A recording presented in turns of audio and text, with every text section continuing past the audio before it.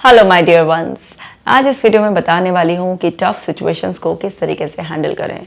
कौन ऐसा है जिसकी लाइफ में टफ सिचुएशंस नहीं आती? सबकी लाइफ में आती हैं, लेकिन उस टाइम पर अधिकतर लोग पैनिक हो जाते हैं और पैनिक होने के बाद टफ सिचुएशंस और ज़्यादा टफ हो जाती हैं। तो जो भी स्ट्रेसफुल सिचुएशंस होती हैं उसमें जितना हम काम रहेंगे उतना उन सिचुएशंस को बहुत अच्छी तरीके से समझेंगे और प्रॉब्लम से सोल्यूशन जोन में शिफ्ट होंगे। तो वो कामनेस, वो विजडम हम कैसे मेंटेन रख सकते हैं टफ सिचुएशंस में भी, वही आज हम सीखने जा रहे हैं। वीडियो लास्ट तक देखना है, शेयर भी ज़रूर कर देना है। ऐप को सबसे पहले डाउनलोड कर दीजिए, क्योंकि टफ सिचुएशन में जितना आप ब्रीदिंग एक्सरसाइज करते हैं, जितना आप मेडिटेशन करते हैं, उतना ज़्यादा आप रिलैक्स रहते हैं और बहुत ही ज़्यादा अच्छा महसूस करते हैं। चलिए वीडियो शुरू करते हैं। लीजिए, तो पहली टिप भी है डीप ब्रीदिंग। डीप ब्रीदिंग यानी कि गहरी सांस। आपकी सांस और सोच का बहुत ही ज़्यादा गहरा कनेक्शन है। आपने खुद भी बहुत बार एक्सपीरियंस किया होगा, जब भी आप की सांसें बहुत छोटी छोटी चल रही होती हैं तो उस टाइम सारे नेगेटिव जोन में आप होते हैं, नेगेटिव इमोशंस फील कर रहे होते हैं, किसी बात पे बहुत स्ट्रेस्ड होते हैं। लेकिन जब भी आपकी सांसें लंबी और गहरी चल रही होती हैं तो आपका माइंड एकदम काम होता है, आप बहुत पॉजिटिविटी को फील कर होते हैं, कामनेस होती है आपके अंदर। तो जब भी कोई भी स्ट्रेसफुल सिचुएशन आए, डिफ़िकल्ट सिचुएशन आए, तो उसमें आप कॉन्शियस डीप ब्रीदिंग लेना शुरू करें। वैसे तो अपनी सांसों को लेने में आपका कोई रोल नहीं है, सांस अपने आप ही आती जाती हैं, लेकिन वो काम जो स्वतः ही आपके शरीर में हो रहा है बिना आपके दखलंदाजी के, बिना आपके एफर्ट्स के, उसको जब आप एफर्ट डालकर कंट्रोल उस टाइम पर अपने ऊपर लेने की कोशिश करते हैं तो वो आपको बहुत ज़्यादा फ़ायदा देता है, क्योंकि आपके अंदर कुछ ऐसी फीलिंग्स आ रही है जिसका इफ़ेक्ट आपको अपनी सांसों पर नज़र आ रहा है। अगर आप कॉन्शियसली अपने विजडम का यूज़ कर कर जो आपकी लर्निंग हुई हुई है और आप वहाँ पर डीप ब्रीदिंग लें, कॉन्शियस ब्रीदिंग जब आप लें और उससे छोड़ें धीरे धीरे, जितना देर में आप ले रहे हैं उससे दुगनी टाइम में आप अगर छोड़ेंगे तो आप बहुत जल्दी रिलैक्स हो जाते हैं और एक रिलैक्स माइंड बहुत जल्दी सॉल्यूशंस को देखने लग जाता है। लेकिन वहीं पर एक पैनिक माइंड के सामने सॉल्यूशंस भी होते हैं, लेकिन उसको पैनिक के कर्टेन की वजह से वो दिखाई नहीं दे रहे होते हैं। तो डीप ब्रीदिंग बहुत ही सिंपलेस्ट यट बहुत ही पावरफुल वे है अपने आप को किसी भी डिफ़िकल्ट सिचुएशन में रिलैक्स रखने का। और है माइंडफुलनेस एंड मेडिटेशन। माइंडफुलनेस, अब माइंडफुल कर रखा है लोगों ने फिजूल की बातों से। माइंडफुलनेस का सही मतलब ये नहीं कि माइंड को हर वक्त कचरे से फुल रखो, इसका मतलब है माइंडफुल रहो, आप क्या कर रहे हो, यानी कि ध्यान की अवस्था में रहो। इस टाइम पर डिफ़िकल्ट सिचुएशन में क्या सोच रहे हो, कहीं ऐसा तो नहीं है कि नेगेटिविटी की चेन बना रहे हो। जो इमोशंस हैं उनको कितनी देर तक, कहीं ऐसा तो नहीं है कि जो रेंज है कि ठीक है थोड़ा फील किया, बुरा लग रहा है, सैड हो, कोई बात नहीं, गुस्सा आ रहा है, कोई बात नहीं, लेकिन कितने लंबे समय तक उसे फील कर रहे हो। अगर इस बात के लिए माइंडफुल हो गए तो आप अपने आप को बहुत जल्दी कंट्रोल कर पाओगे, उस फीलिंग को आप जल्दी ही रिलीज़ कर पाओगे। और ऐसे में मेडिटेशन अगर आप करते हैं, आप कहेंगे डिफ़िकल्ट सिचुएशन चल रही है, मेडिटेशन कैसे करें? वैसे ही नॉर्मल होते हैं तो मेडिटेशन नहीं कर पाते, विचार चलते रहते हैं। डिफ़िकल्ट सिचुएशन में तो वैसे ही इतना सब कुछ ओवर थिंकिंग होती है। तो मेडिटेशन का मतलब ये बिल्कुल नहीं होता है कि आप वो माइंड की स्टेट अचीव कर लेंगे जहाँ पर आप थॉटलेस हो जाएंगे। मेडिटेशन का मतलब है आपने अपनी बॉडी को स्टिल कर लिया, आपने एक पोजीशन ले लिया है और बॉडी से आप माइंड को एक मैसेज दे रहे हैं, रुको। क्योंकि जब भी आप मेडिटेशन में लेटते हैं या बैठते हैं तो आप क्या करते हैं, एक पोस्चर में आप स्टिल होते हैं, तो बॉडी के थ्रू माइंड को कम्युनिकेट कर रहे होते हैं, रुक जा भाई, रुक जा, क्यों भागे जा रहा है। तो वो मैसेज देने के लिए आप बैठिए। फिर भी अंदर अंदर थॉट्स चल रहे हैं, आ रहे हैं, जा रहे हैं, जाने दीजिए। जितना आप उन्हें आने जाने देंगे, उनके रास्ते का रोड़ा नहीं अटके बनेंगे। और मतलब ये नहीं सोचेंगे कि अरे ये विचार ना आए, जो विचार शून्य हो जाओ तभी मेडिटेशन, नहीं। आपको बस अपनी बॉडी को स्टिल कर कर बैठ जाना है। विचार आ रहे हैं, आने दीजिए, वो अपने आप ही चले जाएंगे। कोई विचार ऐसा है जो ऐसे भंवरे की तरह आपके ऊपर मंडराने लगेगा, जैसे मच्छर है ना, घूम करता हुआ कई बार घूमता रहता है, तो उसको आपको घूम करके घूमता रहने दीजिए। आ रहा है, आपको बस बॉडी को स्टिल रखना है। बॉडी से जब आप लगातार, अगर आप 15 मिनट्स की सिटिंग मेंटेन कर पाए तो उस 15 मिनट में आप देखेंगे कि आपके अंदर ऑटोमेटिकली थॉट्स की फ्रीक्वेंसी कम हो जाएगी। जो चीज़ अभी आपको इतनी बॉदर कर रही थी, धीरे धीरे धीरे धीरे उसकी बॉदरेशन का लेवल घटता चला जाएगा। तो आपको मेडिटेशन का वो लेवल अचीव करने के लिए नहीं कह रही हूँ मैं डिफ़िकल्ट सिचुएशन में, जो कि बिल्कुल ही ऐसा हो जाता है कि कुछ लोग बहुत सालों की प्रैक्टिस के बाद ऐसे क्लेम करते हैं कि थॉटलेस हो जाते हैं वो, उस स्टेट की बात नहीं कर रही हूँ मैं, नॉर्मल बॉडी स्टिल करने की बात कर रही हूँ कि आप बैठे, कोई गाइडेड मेडिटेशन है, कुछ अच्छी कमेंट्री अगर आप पॉजिटिव सुन रहे हैं वो सुने, बीच में उसके भी विचार आएंगे, लेकिन आने दें, उन्हें जाने दें, बस अवेयर रहें कि आप क्या कर रहे हैं। तो इससे वो डिफ़िकल्ट सिचुएशन में भी आपके अंदर उसको हैंडल करने के लिए एक जो कामनेस चाहिए होती है, जो पॉजिटिविटी चाहिए होती है, वो नेचुरली आने लग जाएगी। और समझिए पॉजिटिव सेल्फ टॉक, भाई ये तो वरदान ही है। हम जो भी अपने आप से बात करते रहते हैं वैसे ही तो हम बनते रहते हैं। तो पॉजिटिव सेल्फ टॉक क्या है, लगातार हमारे सबकॉन्शियस के लिए सजेशंस हैं कि हम अपनी ज़िंदगी, अपना शरीर, सब कुछ कैसा बनाना चाहते हैं। तो डिफ़िकल्ट सिचुएशन में जितना आप पॉजिटिव अपने आप को मीनिंग निकाल कर देंगे, किसी भी चीज़ का इंटरप्रिटेशन आपकी जितनी पॉजिटिव होगी उतनी आपकी हिम्मत बंधी रहेगी। ऐसा नहीं है कि पॉजिटिव बोलने से एकदम सारी प्रॉब्लम खत्म हो जाएंगी, लेकिन प्रॉब्लम को ख़त्म करने की हिम्मत बनी रहेगी। और वो हिम्मत ही है जो धीरे धीरे आपको आगे बढ़ाएगी। आप कुछ एक्शंस लेंगे जिससे कि आपकी लाइफ की प्रॉब्लम्स, जिसकी वजह से वो सिचुएशन डिफ़िकल्ट बनी हुई है, वो धीरे धीरे चली जाएगी। लेकिन ऑलरेडी एक सिचुएशन डिफ़िकल्ट है, आपकी नेगेटिव सेल्फ टॉक आपको और ज़्यादा डिफ़िकल्ट बनवा देगी वो सिचुएशन को। तो इस तरीके से तो आपका उस लूप से बाहर आना इम्पॉसिबल ही हो जाएगा। लेकिन डिफ़िकल्ट सिचुएशन में आपको उसका कॉन्ट्रेरी, बिल्कुल ऑपोजिट अपने आप को इंटरनल डायलॉग्स आपके होने चाहिए, हिम्मत देनी है। वो हिम्मत आपकी वास्तविकता बन जाएगी, क्योंकि आपका सबकॉन्शियस माइंड जो आपकी कमांड्स लेता है वो मानता है कि ये मेरा मास्टर है और ये मुझे जो बोल रहा है मुझे उसी तरीके की और सिचुएशंस को बनाना है। तो वो आपका दोस्त बनने के बजाय दुश्मन बन जाता है जब आपकी सेल्फ टॉक नेगेटिव होती है। लेकिन अगर टफ से टफ सिचुएशन में भी आपकी सेल्फ टॉक पॉजिटिव होती है तो वही आपका दोस्त बनकर आपके लिए इधर उधर से अपॉर्चुनिटीज़ अट्रैक्ट करके लाता है और आपके माइंड में ऑटोमेटिकली अच्छे आइडियाज़ आने शुरू हो जाते हैं। तो पॉजिटिव सेल्फ टॉक का बहुत ज़्यादा इंपॉर्टेंस है, इससे आपकी डिफ़िकल्ट सिचुएशन बहुत जल्दी ख़त्म होने लग जाती है। और देखते हैं प्रॉब्लम सॉल्विंग। प्रॉब्लम सॉल्विंग एक कॉग्निटिव थेरेपी का बहुत इंपॉर्टेंट पार्ट है, जिसमें आप अपनी प्रॉब्लम को लिखते हैं। एक पेपर पेन लेना होता है जब भी कोई डिफ़िकल्ट सिचुएशन चल रही है, तो जो प्रॉब्लम चल रही होती है प्रॉब्लम को लिखिए। फिर देखिए कब से और कहाँ से आपकी प्रॉब्लम शुरू हुई, क्या क्या पॉसिबल कॉजेज़ लगते हैं आपको, चाहे वो आपका बिहेवियर हो, एनवायरमेंटल कुछ भी हो, आपके कोई बिलीफ हो, कुछ भी हो, तो क्या क्या कॉजेज़ लगते हैं वो आपको लिखने होते हैं।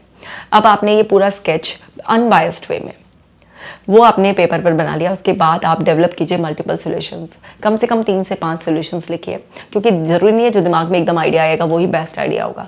तो आप लिखिए, फिर उन सॉल्यूशंस को लिखने के बाद उसकी इफेक्टिवनेस चेक कीजिए कि ये जो सॉल्यूशन है ये लॉन्ग रन में काम करेगा या शॉर्ट टर्म में ही काम करेगा। अच्छा, जो भी इतना अच्छा लग रहा है वो मेरे लिए और मेरी इकोलॉजी, परिवार वगैरह के लिए कैसा रहेगा। तो आप उसकी स्ट्रेंथ और वीकनेसेस देखिए।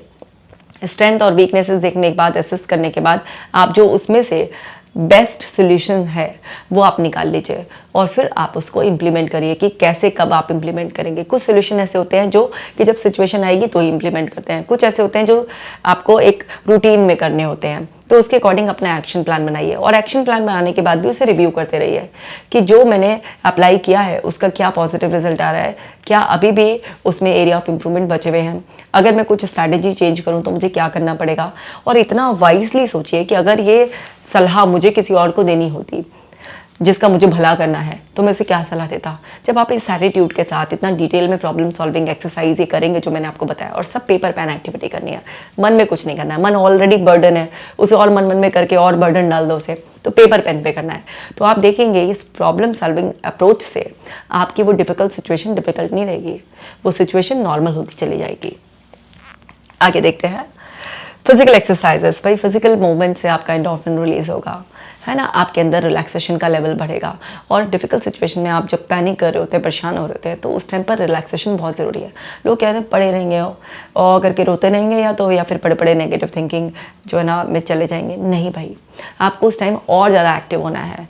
आपका मन हो या नहीं हो, मन को साइड कर कर वॉक पर निकल जाइए, थोड़ा भागिए, दौड़िए, मिलिए जुलिए दोस्तों से, मतलब किसी भी तरीके से कुछ भी, डांस क्लास चले जाइए, जुम्बा क्लास चले जाइए, एरोबिक्स, कुछ भी करिए, लेकिन फिजिकली अपने आप को एक्टिव कीजिए। फिजिकल एक्सरसाइज का मतलब सिर्फ ये नहीं है कि आपको कोई स्ट्रेचिंग एक्सरसाइज करनी है या जिम में जाकर दौड़ना है। फिजिकल एक्सरसाइज का मतलब है फिजिकल मूवमेंट बढ़ा देना आपको। तो जब आपका फिजिकल मूवमेंट बढ़ता है और आप उसमें कुछ अच्छी प्रैक्टिसेस के साथ मूवमेंट बढ़ाते हैं तो उससे क्या होता है, तो आपके अंदर एंडोर्फिन लेवल बढ़ते हैं, जिससे रिलैक्सेशन बढ़ता है और रिलैक्सेशन बढ़ने के बाद सॉल्यूशन दिखाई देने लग जाते हैं। टाइम मैनेजमेंट बहुत ज़्यादा इंपॉर्टेंट है ना। जो आपका समय है वही असली सोना है। तो आपका जो समय एक बार चला जाता है वो वापस लौट कर नहीं आता। अब आपका टाइम क्या है, आप गंवा रहे हैं रोने में, झीकने में, कंप्लेन करने में, ब्लेम करने में, हाय ये क्यों हो गया, है ना, कैसे हो गया, ऐसा तो होना ही नहीं चाहिए था। टिपिकल थिंकिंग डेवलप हो रही है। होगा क्या, फटाक से रेडिकल एक्सेप्टेंस दो। रेडिकल का मतलब होता है होल एक्सेप्टेंस, मतलब स्वीकारना, स्वीकार लो, जो हो गया है सो हो गया है, अभी बदला तो जा नहीं सकता। हाँ, अब क्या करना है, मुझे क्या सीखना है इससे, और अब क्या एक्शन लेने हैं जिससे कि मैं आगे कुछ बदलूं। जो पास्ट में हुआ है उसको नहीं बदला जा सकता, लेकिन आज का अपना प्रेजेंट बदला जा सकता है, अपना फ्यूचर बदला जा सकता है। तो आपका टाइम मैनेजमेंट कमाल का होना चाहिए। उसमें आपको जितने भी आपके प्रायोरिटी वाले काम हैं, जो टॉप प्रायोरिटीज़ हैं, उनको आपको पहले करना है। जो ऐसा है जिनकी प्रायोरिटी उतनी नहीं है, उतने अर्जेंट नहीं है, उसको तब करना है। और जो रूटीन के हैं उनके लिए अलग से टाइम आपको निकालना है। आपका टाइम मैनेजमेंट जितना आप अच्छी तरीके से करेंगे उतना बढ़िया आपका माइंड मैनेजमेंट होगा। लोगों का टाइम मैनेजमेंट पुअर होता है, इसलिए उनका माइंड मैनेजमेंट भी बहुत पुअर होता है। तो माइंड मैनेजमेंट और टाइम मैनेजमेंट एक दूसरे से कनेक्टेड है। अगर आपका माइंड मैनेजमेंट अच्छा नहीं है तो आपका टाइम बहुत वेस्ट होगा। अगर आपका टाइम मैनेजमेंट स्किल्स आप में नहीं है तो आपका मेंटल स्ट्रेस बहुत ज़्यादा आएगा। तो टाइम को मैनेज बहुत अच्छी तरीके से कीजिए कि मैं अपनी प्रॉब्लम को सॉल्व करने के लिए कितने आवर्स डेडिकेटेड करूँ, किस किस की मदद लूँ, कहाँ से सब कुछ, मुझे किससे मीटिंग करनी है, किससे हेल्प लेनी है, क्या एफर्ट्स डालने हैं, वो सब कुछ जितना आप मैनेज अच्छे से करेंगे पेपर पर। जब भी मैं मैनेज करने की बात कहती हूँ हमेशा पेपर पेन की बात कहती हूँ। तो आप जो है ना पेपर पर जितने अच्छे से मैनेज करेंगे और उसे अपने नज़र के सामने और जिगर के पास दोनों रखेंगे, क्योंकि ऐसा नहीं बनाकर उसको बिल्कुल पीछे आबू के नाले में डाल दिया, अब मिलेगा ही नहीं, खो गया जी, नहीं जी, ऐसा बिल्कुल भी नहीं करना है। बहुत लोग करते हैं, बना तो लेते हैं, देखते नहीं है उसे। अरे दिन में कई बार देखो उसको। जो भी चीज़ नज़र के सामने और जिगर के पास रहती है वही चीज़ को पाने की ललक आपके अंदर रहती है। तो जो भी आपने अपना शेड्यूल बनाया है उस शेड्यूल को कई बार देखो कि मैं शेड्यूल के अकॉर्डिंग जा रही हूँ या नहीं जा रही हूँ, या कहीं भटक गई हूँ इधर उधर। जैसी लगे भटक गई हूँ फ़ौरन से रिवर्स गियर मारो और आगे चल पड़ो। तो ये आपको करना है। और देखते हैं सीक सपोर्ट। कई बार क्या होता है डिफ़िकल्ट समय में आपने सारे दिमाग के घोड़े दौड़ा लिए, कितने भी हाथ पैर मार लिए, कुछ नहीं हो रहा है। जाओ उन लोगों के पास, चाहे वो आपके एल्डर्स हो, आपके वेल विशर्स हों, आपके कोई भी ऐसे लोग हों, और ऐसा कोई नहीं है, आपको लगता है कि ऐसा कोई नहीं मेरा हेल्प करने वाला, तो प्रोफेशनल लोग हैं, आप सपोर्ट लो। क्योंकि डिफ़िकल्ट समय में अगर आप जितनी लापरवाही करते हैं और वो पीरियड जितना लंबा हो जाता है उतनी ज़्यादा प्रॉब्लम्स मल्टीप्लाई होने लग जाती हैं। तो कभी भी हमें हेल्प लेने में हेजिटेट नहीं करना चाहिए। हेल्प लेने में तो हमें प्राउड फील करना चाहिए कि हम इतने मजबूत इंसान हैं कि हम बस हर समय अपने आप को सपोर्ट करना चाहते हैं, आगे बढ़ाना चाहते हैं। हमारे अंदर वो ईगो नहीं है किसी की मदद मैं कैसे लूँ, मेरे में क्या कम अकल है। अगर आप किसी की मदद लेते हैं तो इसका मतलब ये बिल्कुल नहीं है कि आप में कम अकल है। इसका मतलब ये है कि आपकी अकल बिल्कुल परफेक्टली काम कर रही है कि भाई रुकना मना है, सपोर्ट ले लो लेकिन आगे बढ़ो। क्योंकि रुकने से जो सड़ते हो ना आप देखो पानी है कितना निर्मल स्वच्छ रहता है, लेकिन कहीं पर अगर रुक जाता है तो सड़ना शुरू हो जाता है। तो ऐसे ही अगर आप कहीं अटक गए हो और आप सपोर्ट भी नहीं ले रहे हो, झूठे अहम झूठी नाक को रख के करोगे क्या।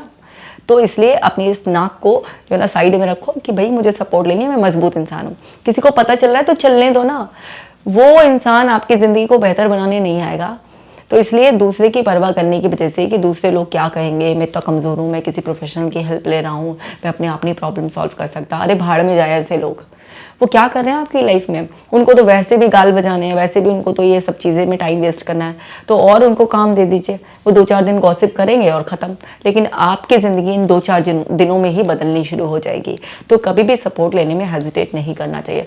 खुलकर बोलो भाई मुझे सपोर्ट चाहिए, तू देता है तो तू दे ले, मैं नहीं जाऊँगा वहाँ पे प्रोफेशनल के पास। लेकिन अगर नहीं दे सकता तो अपना ये सड़ा हुआ मुँह बंद रख और मुझे जाने दे, फालतू की बकवास ना कर। ये एटीट्यूड लाकर तो देखो, ज़िंदगी में कोई प्रॉब्लम टिकेगी नहीं।